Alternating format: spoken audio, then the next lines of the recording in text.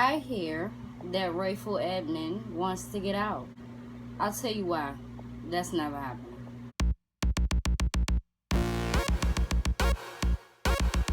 What's up, everybody? It's your girl B Octavia, and today is Real Talk Tuesday. So of course I'm prompt, I'm ready, got my notes, got everything I want to say up here, and we're gone. Before we get into that, if you are newly subscribed, if you've been down, whatever, and you would like a shout out to your YouTube channel, to your Instagram, whatever the case is, make sure that you go over to my Instagram, you follow me, and then you show me that you are subscribed for a shout out from me on my next video.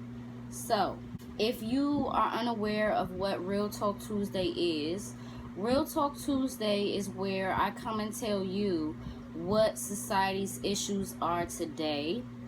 And it could be about something in the past, but my conclusion always leads me to 2019 and what's going on today. So without further ado, let's get into the video.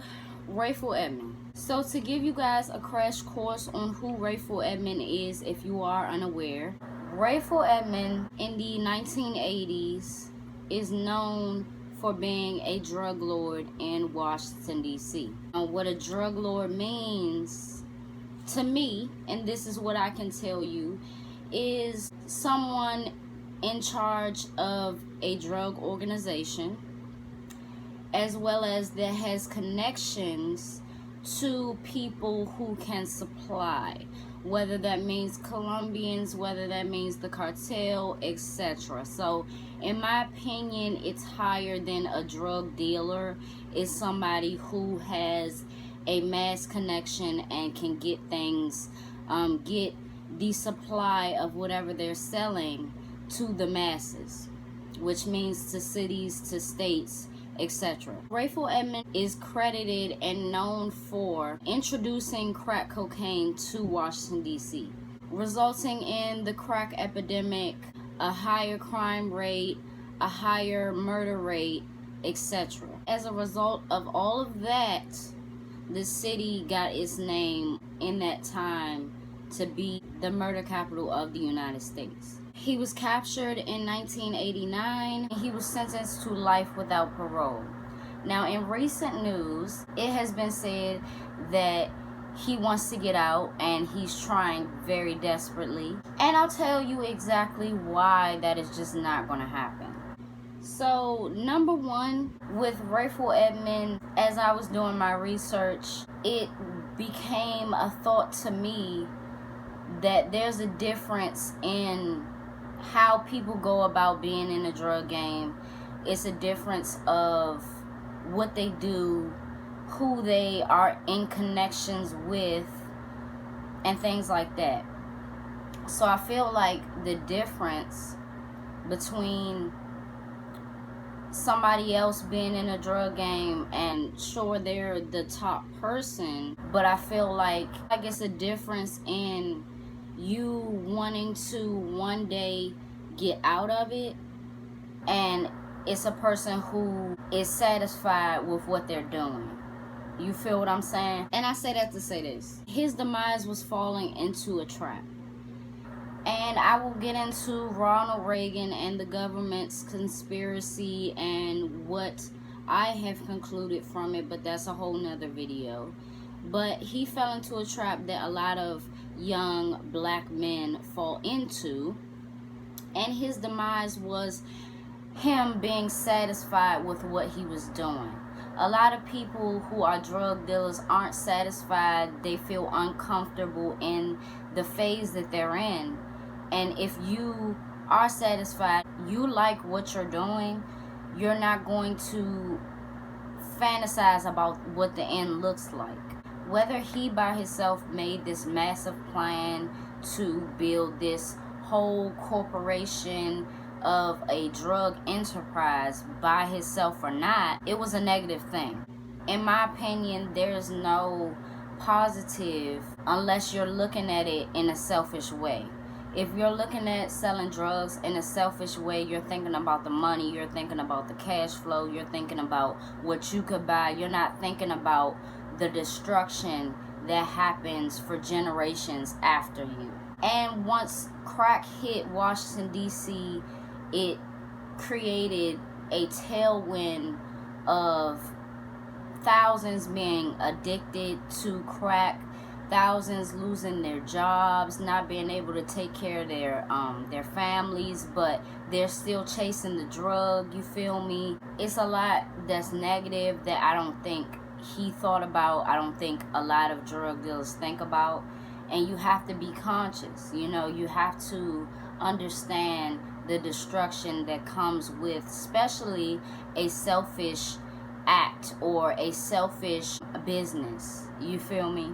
It was said that on his block where he lived, he would go out and he would just throw crack rocks up into the air and just watch people scramble for it. It's actions like that that turn into characteristics about yourself that you enjoy. Watching them scramble for crack rocks like fucking birds do with bread. There has to be some type of satisfaction that you get from not only being around drug addicts, but you know, befriending them to a point where you're satisfying their desire for drugs and there's nothing in it for you.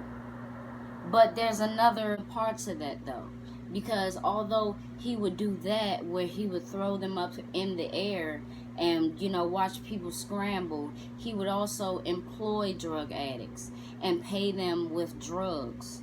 And they will go out and rob banks, do home invasions, and etc. Steal cars on drugs, on your drugs. You feel me? That's why I'm saying the unprofessionalism of it all, it just baffles me, because with whatever I'm doing, whether I'm selling drugs or I'm fucking selling pies, you feel me? One thing I'm not going to want to do is have a transaction go down with someone who represents me, whether you're saying that or not, represents me out doing fuck shit and fucking up. Because I can't see how, you know, drug addicts and, you know, people who are addicted to drugs will go out and do something right. There's no way in hell you can do a robbery right without getting your fingerprints somewhere, without, you know what I'm saying, you're high. So this is what I'm saying. He can't be looked at as a true businessman. His net worth is $50 million and it can never be touched. It's basically imaginary at this point. He can't put that on his commissary. He can't help his family. He can't help his kids. He can't do none of that. So it's like, $50 million where? Maybe back then, maybe he touched that, you know, and he seen it and everything like that, but it's gone. And a true businessman knows how to keep, you know, certain investments, whether it be a couple businesses that you could put, your family could run. You know, it's, you just got to think of a plan, especially when you're in the game associated with people like Griselda Blanco. Once you're affiliated with the cartel and once you're affiliated with Cubans and, you know, everybody. So it's like, it seems to me like he enjoyed it all too much. I don't think he really believed that it would come to an end for him. And you gotta realize, once you're getting into it, if one day you do want to get out, it's only a couple of ways to get out. Y'all should already know the ways, you feel me? But it's only a couple of ways to get out. You're either dead, you're either in jail, ratting, whatever the case is, or you gotta be in witness protection. You gotta hide for the rest of your life. You can never live the life, like, that shit is very limited. Why isn't he getting out? First of all, I feel like you being credited for, now if that can be proven that he introduced crack to Washington DC, which never recovered, because that's still going on. The crack epidemic is still very high, as well as K2. It was Scooby. It was a lot of stuff in the past 10 years. So it's like, I mean, you really created a tailwind. If we can put that to you, you feel me? If we can say, you know, for sure that he introduced this to the city, that's what I would say. And honestly, I feel like he fell into a trap, which of course I said I will talk about in my next video. Not my next, like, Thursday, but like my next video on Rayful.